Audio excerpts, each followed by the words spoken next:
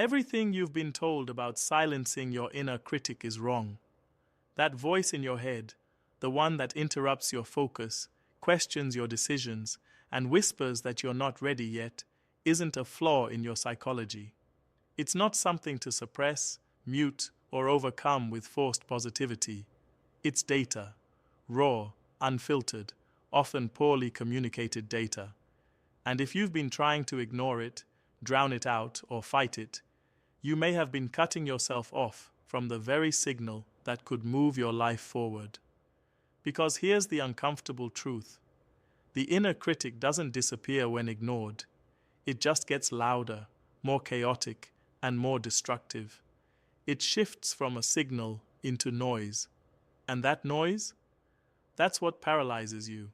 That's what keeps you stuck at the edge of action, endlessly preparing, endlessly doubting, endlessly waiting. So instead of asking how to silence it, we need to ask a better question. What is it actually trying to say? Think about the last time you hesitated to start something important. Maybe it was launching a project, applying for a job, posting something online, or making a big decision. The voice probably didn't sound calm or helpful. It probably sounded harsh, maybe even cruel. You're not good enough. This will fail. People will judge you. And your instinct, like most people's, was to shut it down, to replace it with something softer, something more encouraging.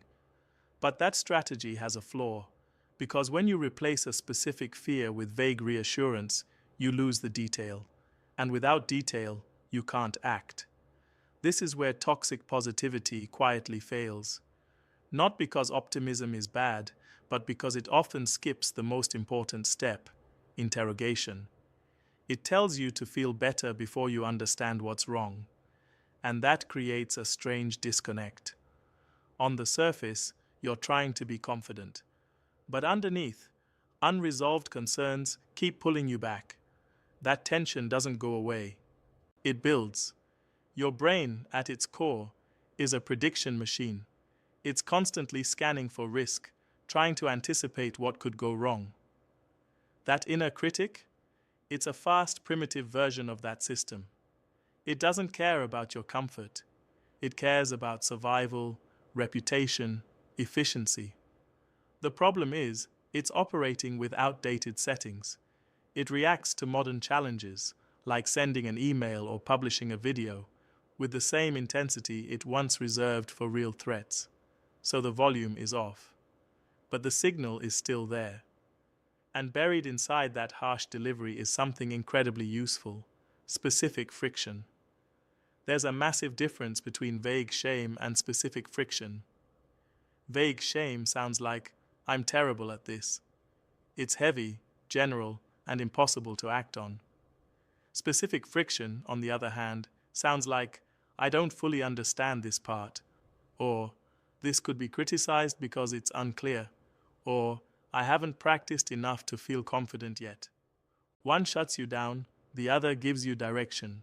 But to access that direction, you need a translation method. Instead of reacting to the tone of your inner critic, you start extracting its content. You strip away the emotional charge and ask, what is the actual complaint here? Let's say the voice says, "This is going to fail." That's not useful on its own. But if you interrogate it, what part is likely to fail? Why? What's missing? You begin to uncover something concrete.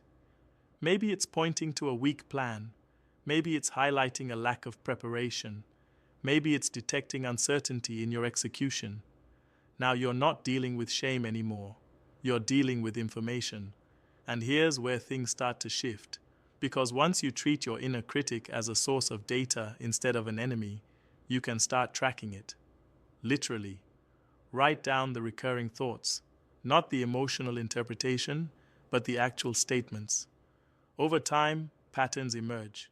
You'll notice that your self-doubt isn't random.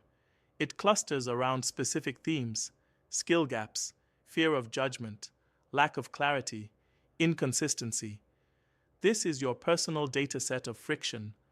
Most people never see it clearly because they're too busy reacting to it. But once you step back and observe it, you realize something surprising. Your inner critic is often consistent.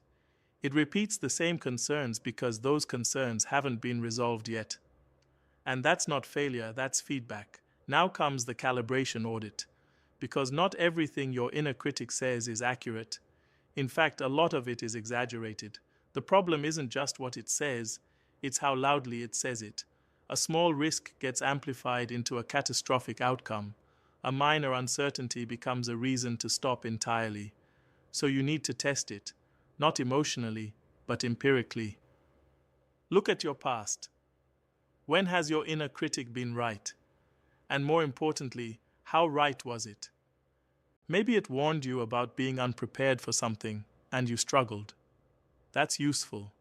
It means it detected a real gap. But maybe it also predicted total failure when the actual outcome was just mild discomfort. That's over-indexing on fear. This is how you recalibrate it. You don't silence it, you measure it. You start asking, is this concern proportional to the stakes? Is it pointing to something actionable? Has this pattern shown up before, and what actually happened? Slowly, the relationship changes. The voice doesn't disappear, but it becomes less intimidating. Because now you're not reacting to it blindly. You're evaluating it. And that evaluation creates space. Space to move. Space to act. This is where most people get stuck. They either obey the critic completely or try to ignore it entirely. But there's a third option. Assign it a new role. Instead of being the CEO of your decisions, it becomes quality assurance. Its job is no longer to stop you. Its job is to stress test what you're building. Imagine you're working on something important. Instead of waiting for confidence, you move forward while actively consulting your critic, not for permission, but for input. You ask, what are the weakest points here? What could break? What would make this stronger? And then you build systems around those answers. If the critic says you're inconsistent, you don't argue with it. You create a schedule. If it says your skills aren't sharp enough, you design deliberate practice. If it says people might misunderstand your message, you refine your communication. Every complaint becomes a design constraint, and constraints, when used correctly, don't limit you, they shape you. This is how anxiety turns into architecture. Instead of sitting in your head, looping endlessly, it gets externalized into systems, processes, and actions. The energy that used to paralyze you now builds something tangible. And something interesting happens when you do this consistently. The volume of the critic starts to drop. Not because you forced it to, but because you've addressed its core concerns. You've given it evidence, real observable proof that progress is happening. Your brain updates its predictions based on experience. So when you repeatedly take action that reduces risk, builds skill, and improves outcomes, the alarm system recalibrates. It becomes quieter, more precise, more useful. This creates a feedback loop. You hear the critic, you extract the data, you act on it, you generate results, and those results refine the signal. Over time, the process becomes faster, more automatic, less emotional. You stop fearing the voice because you know how to work with it. And that's the real shift. Resilience isn't about having no negative thoughts. It's about having a method for turning those thoughts into movement. There will still be moments where the voice spikes, where it gets loud, urgent, overwhelming. That doesn't mean you've failed. It means there's new data to process. So you return to the same question. What is it asking for? Not what is it saying emotionally, but what is the demand underneath it? Because every wave of self-doubt carries a hidden request. For clarity, for preparation, for improvement, for protection. And when you meet that request with action instead of avoidance, something changes at a deeper level. You start trusting yourself. Not because you always feel confident, but because you know you can handle uncertainty. You know you can take imperfect input and turn it into effective output. That's what builds real confidence. Not affirmations, not forced positivity, but evidence. Evidence that you can listen to your worst fears and still move forward intelligently. And maybe the most surprising part of all this is that your inner critic was never trying to destroy you. It was trying, very clumsily, to protect you from future regret. It just didn't know how to communicate properly. Now you do. So the next time that voice shows up, don't rush to silence it. Don't label it as toxic or negative or unhelpful. Pause. Get curious. Break it down. Translate the noise into signal. Because hidden inside that discomfort is a roadmap. Not a perfect one, not a complete one, but a starting point. A set of clues about what matters, what's missing, and what needs attention. And if you follow those clues, not blindly, but thoughtfully, you begin to build something stronger than confidence. You build competence, and competence changes everything. It reduces fear, sharpens judgment, and creates momentum. It turns hesitation into experimentation. It replaces avoidance with iteration. You stop waiting to feel ready. You become the kind of person who gets ready by doing the work.